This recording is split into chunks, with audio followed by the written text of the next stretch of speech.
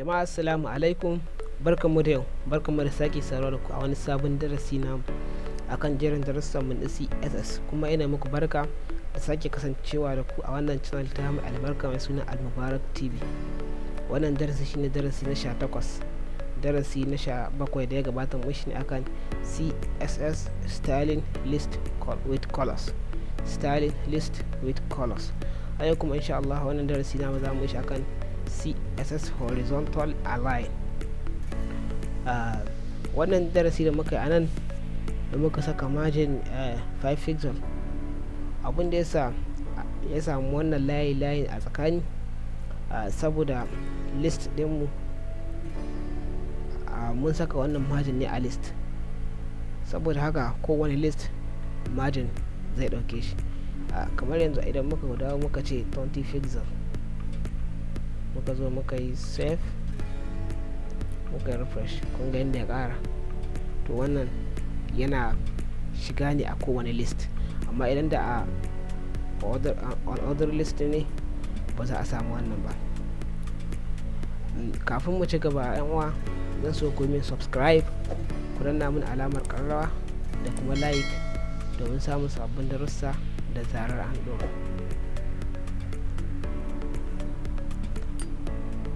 CSS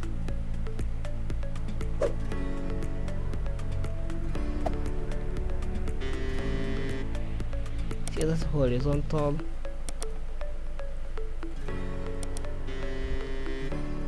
align shine darasin mu ne. Sai mu save, mu zo mu yi refresh. CSS horizontal align. Menene CSS horizontal align? CSS ana amfani domin yin horizontal ɗin rubutunka, ka saka shi ya gitta a shafinka a tsaye kamar yadda kake so. Yawanci yana baka dama domin ka daidaita rubutunka. Mun yi kofi ɗin wani rubutu, za mu zo a cikin body sai mu bashi alal misali mu bashi fi paragraph, mu zo mu rufe paragraph ɗinmu, sai mu zo a ciki mu yi paste din wannan rubutun da muka yi copy. kun gan shi idan muka bude abun nan shafin, kun ga yadda rubutun yake. To idan muka zo muka yi save, muka zo muka yi refresh, kun ga yadda rubutun yake ya fara daga farko sai ƙarshe, daga farko sai ƙarshe. To idan muka ce mu zo muna karya rubutu, muka karya shi, muka sake zuwa nan muka karya shi, kun ga muna so shi fito muna haka, ko mun yi save mun zo nan mu buɗe shi, mun yi refresh, ba abin da zai canza. Sai mun zo muna saka break, mu saka break. To kuma idan muka yi amfani da break,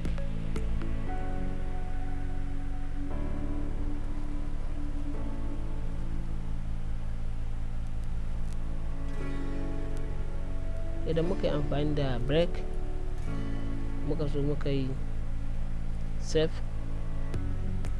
muka zo muka refresh, kun ga yadda ya mana kuma kenan daidaita rubutu zai mana waya a HTML. To ya za mu yi? To abinda za mu yi, ba za mu saka break ba, bari mu dawo da shi baya. kun ga mun cire break din, sai mu zo mu yi save, mu zo mu yi refresh, kun ga koma yanda yake. Bari mu dawo da abun nan namu. To kun ga yanda kayan abun yake ku. To yanzu abin da za mu yi kawai, za mu zo a cikin CSS namu, sai mu kira fi. Idan muka kira fi sai mu open and close curly brace, sai mu zo a ciki, sai mu saka margin, mu saka dash, mu ce left, mu saka colon, sai mu ce auto, sai mu saka semicolon, sai mu sake kiran margin, saka dash, mu saka right, mu saka colon, sai mu kira auto, sai mu saka semicolon, sai mu zo mu save, mu zo mu refresh. Bari mu buɗa shi mu gani. Kun ga kun ba abin da ya canza. Me yasa?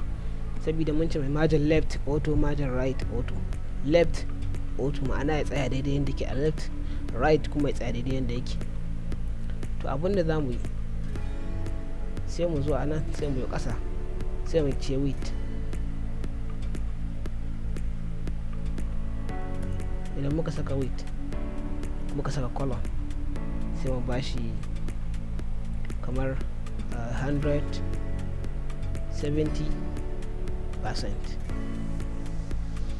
Sai mu saka semicolon, sai mu zo mu save, mu zo mu refresh. Kun ga ya dawo tsaki a haka. To kuma a nan za mu iya cire a wannan margin left, sai mu cire wannan margin. Idan muka cire shi, sai mu zo mu yi save, mu buɗe shafin mu buɗe browser ɗinmu, sai mu refresh. Kun ga ba abin da ya canza. Me yasa? Saboda margin, mun cire margin left, margin right, yanzu mun bar shi a margin ya daidaita mana rubutun mu daidai da auto. Ba mu ce shi dama da shi auto ko shi hagu da shi auto, a'a ya daidaita shi daidai da auto. Kun ga abin da zai tsaya. To a nan za mu iya saka rubutun mu a 100%. Kun ga mun ce 100%, sai mu zo mu save, mu zo mu refresh. Kun ga 100% kenan kamar yadda yake a dazu. To kuma za mu iya zuwa anan, sai mu ce 200 pixel, sai mu goge wannan percent din, sai mu ce pixel 200 pixel, sai mu zo mu save, mu zo mu refresh. Kun ga 200 pixel. Za mu iya zuwa anan kuma mu saka mai 400 pixel, sai mu save, mu zo mu refresh. Kun ga 400 pixel. Idan muka ce kuma 700 pixel, muka zo muka yi save, muka zo muka yi refresh. Kun gani? To anan kuma za mu iya saka ma abin nan kala, mu ce background dash color, sai mu saka colon, sai mu saka abin da muke so. Kamar yanzu in ce hash, in saka f, sai in saka 99 guda 4, sai in saka semicolon, yanzu in yi save, in yi refresh. Kun ga inda rubutun maiki mun saka mai background color. Kuma zan iya zuwa na in ce ff guda biyu, sai in ce e5, sai yanzu in save, zan yi refresh. Kun ga kalan da ta kasance. Kuma nan zan iya zuwa in ce da 55, sai in saka semicolon, zan yi save, zan yi refresh. Kun ga kalan da ta kasance. Wannan shine yadda ake daidaita rubutu a shafinka na yanar gizo. To akwai wata hanya da za mu yi amfani da ita a yanzu, idan duka wa'annan ba su yi mana ba. Domin yanzu mun ce margin auto, za mu iya saka mai a pixel ɗin da muke so, kamar mu ce 400 pixel, sai mu zo mu save, mu zo mu refresh. Kun ga 400 pixel margin ya kasance 400 pixel. To yanzu za mu goge wannan. Za mu iya zuwa mu ce height,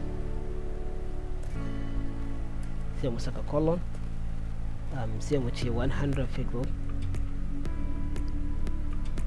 sai mu yi ƙasa, sai mu ce width, sai mu saka colon, sai mu ce 900 pixel,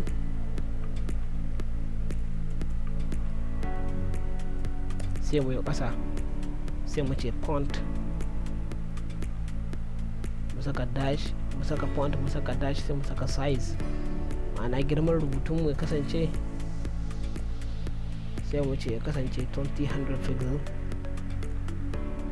20 pixel, sai mu yi ƙasa, sai mu ce margin,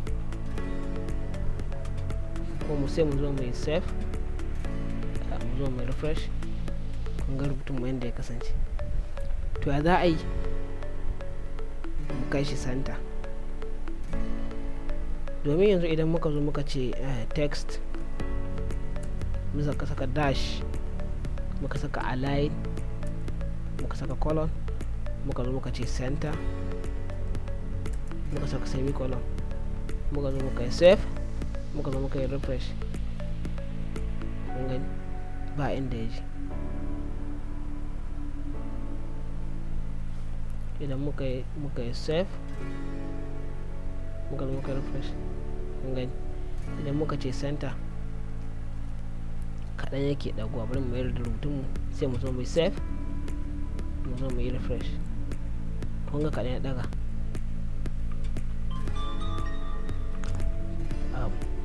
Kun ga yadda rubutun yake. Abin da ke so ku gane, shi a yanzu a center shike a gare shi, amma kuma mu ba a center yake ba. Domin kuwa idan muka zo muka cire wannan rubutun, muka yi save, muka zo muka refresh, kun ga rubutun ya dawo, ya ƙarshen sa ana yake. To amma idan muka mayar da text align center, muka zo muka yi save, muka yi refresh, kun ga rubutun ma'anan shi ke tsakiya. To amma ba zai tafi center ba.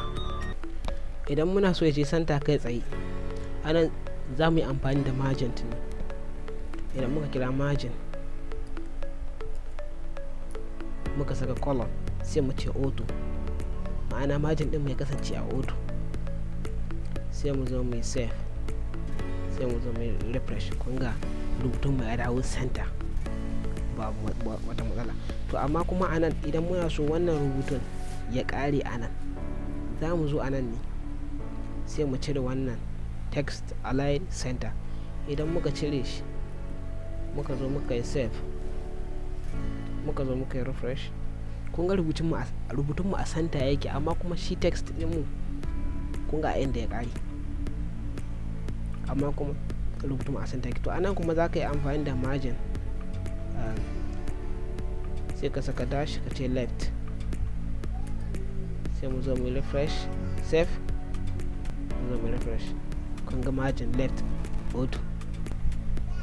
Za ka iya cewa margin right auto, amma kuma idan ka bashi a margin auto shine zai aje maka shi a center. Kuma za ka iya mayar da text ɗinka text dash align center, domin rubutun ka ya kasance a center. Ya kasance a center.